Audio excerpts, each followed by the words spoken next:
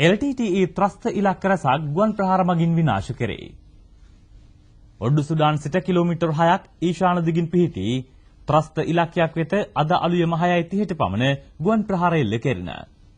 59 වන සේනාංකයේ බටපිරිස්වල මෙහිජුම් සඳහා සහාය වෙමින් MI-24 ප්‍රහාරක හෙලිකොප්ටර් යානා මගින් මෙම ප්‍රහාරය එල්ල කළ බව ගුවන් හමුදා ප්‍රකාශක වින් කමාන්ඩර් ජනක නානායක්කාර මහතා පවසයි. අලිමංකඩ සිට කිලෝමීටර් 2ක් දකුණු ප්‍රදේශයේ පිහිටි ත්‍රස්ත ඉලක්කයක්ද ගුවන් ප්‍රහාර මගින් විනාශ කෙරිණ. දහවල් 1:20ට පමණ එම ප්‍රහාරය එල්ල කළේද MI-24 හෙලිකොප්ටර් යානා මගිනි.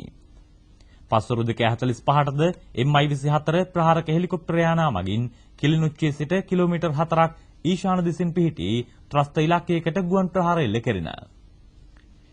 පස්වරු 5ට පමණ ප්‍රහාරක ජෙට් යානා මගින් ත්‍රස්ත ඉලක්ක දෙකක් විනාශ කිරීමට ගුවන් හමුදා රණවිරුවෝ සමත් වූහා.